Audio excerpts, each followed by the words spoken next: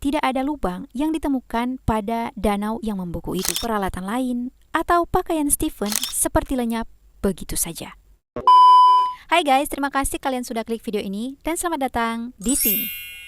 Kalau udah dicari-cari tapi nggak ketemu itu apa ya namanya? Menghilang ya? Ini aku. Ketinggalan banget. Ngomong-ngomong soal menghilang, ada nih cerita tentang hilangnya seseorang tapi dia kembali secara misterius. Ada banyak kejanggalan terkait dengan menghilangnya orang ini yang tidak dapat dijelaskan dengan logika guys.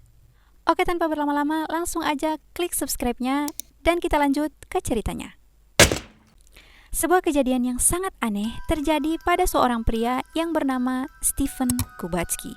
Waktu itu, tepatnya pada tahun 1978, Stephen ini merupakan seorang mahasiswa di salah satu universitas swasta di Michigan yang bernama Hope College. Nah, menurut orang-orang terdekatnya, Stephen ini merupakan sosok yang baik, menyayangi keluarga, dan juga sangat cerdas. Anak baik-baik lah pokoknya. Stephen juga sangat menyukai kegiatan-kegiatan outdoor, salah satunya adalah bermain ski. Dan diketahui juga Stephen ini merupakan seorang pemain ski yang cukup handal. Nah, suatu hari di bulan Februari di tahun 1978 ini, Stephen melakukan perjalanan ski lintas alam melewati Danau Michigan yang membeku. Dan disinilah misteri aneh itu menimpa si Stephen ini guys. Gimana kisahnya? Ini dia. Pada hari itu, berangkatlah Stephen ini dengan semangatnya karena bermain ski adalah hobi yang paling disenanginya. Jadi, pergilah dia dengan persiapan perjalanan yang baik dan dalam keadaan yang oke-oke aja. Dan si Stephen ini juga sempat bilang ke keluarganya kalau rencananya dia akan pergi sekitar 1-2 hari gitulah katanya. Tapi, kok si Stephen ini nggak balik-balik? Ditungguin sampai besok juga tetap nggak balik.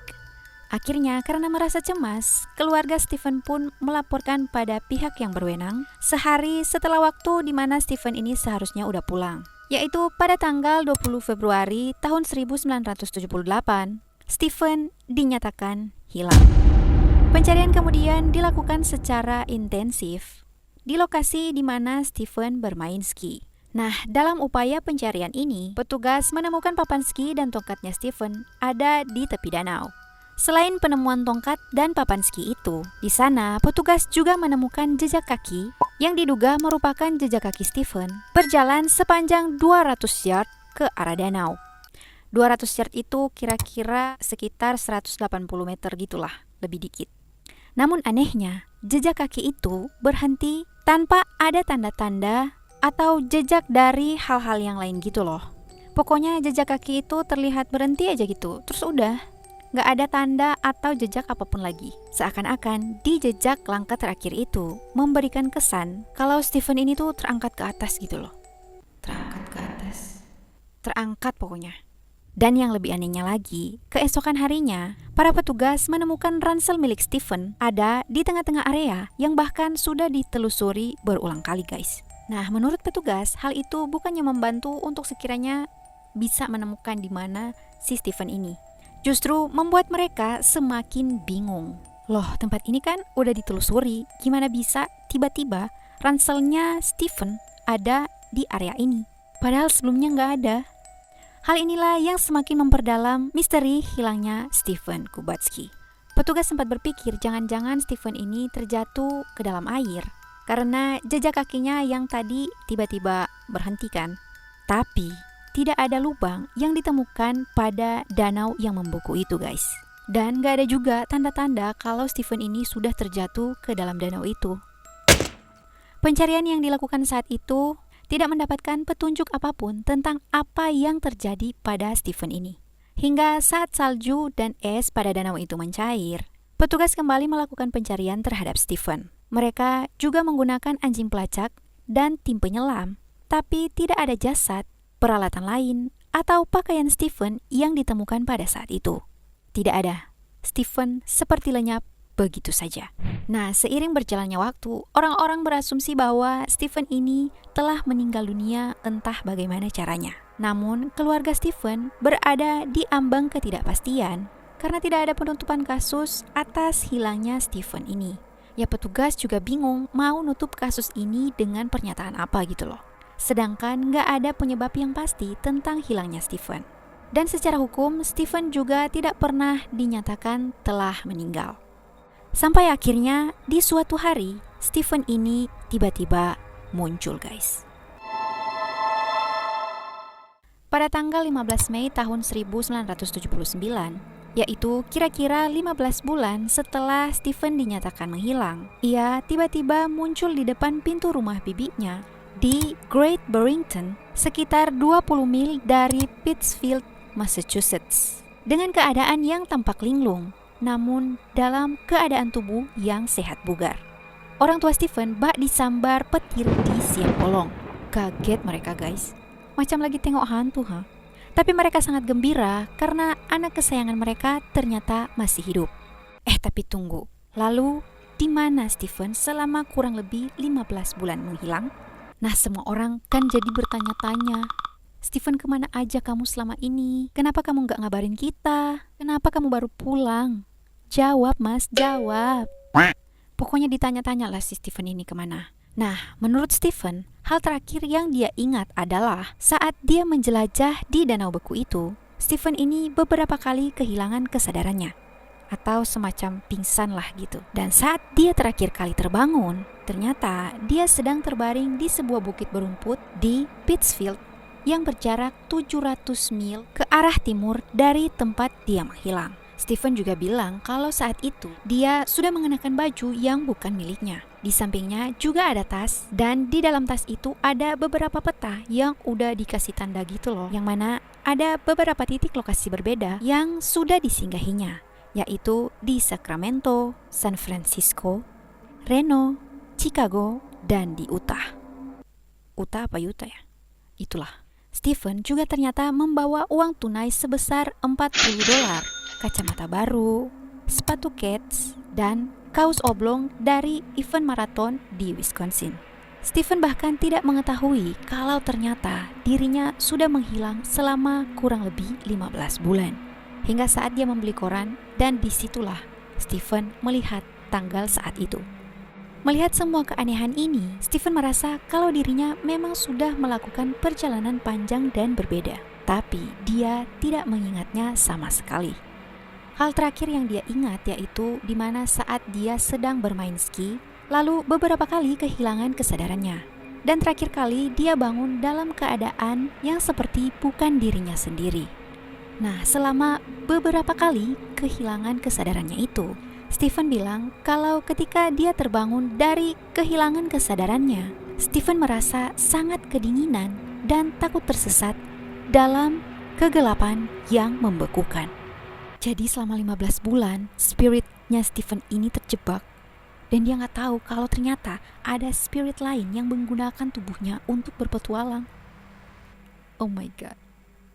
Aku gak tahu. Ini cuman kayak imajinasi liarnya aku aja. Atau mungkin dari kalian ada yang sepemikiran? Atau ada pendapat lain? Coba deh komen di bawah. Setelah kejadian aneh yang dialaminya itu, Stephen akhirnya memutuskan untuk tidak lagi menerima wawancara apapun dari media terkait dengan apa yang dia alami. Stephen kemudian menyelesaikan studinya dan menulis sebuah buku yang berjudul Meta-Mathematical Foundation of Existence, Golden Quantum, God, and Beyond. Stephen kemudian tinggal di Pacific Northwest dan bekerja sebagai seorang psikolog. Memutuskan untuk tidak lagi menerima wawancara terkait dengan apa yang dialaminya, tidak membuat publik berhenti bertanya-tanya, dan bahkan memunculkan beberapa teori terkait dengan misteri menghilangnya Stephen ini. Yang pertama, ada teori tentang segitiga Michigan, di mana orang-orang beranggapan kalau kejadian aneh yang menimpa Stephen ada hubungannya dengan segitiga Michigan, karena menghilangnya Stephen terjadi di area ini. Area yang membentang ini telah menjadi tempat terjadinya banyak kecelakaan pesawat, kapal, dan kasus-kasus penghilangan lainnya selama berabad-abad yang tidak dapat dijelaskan.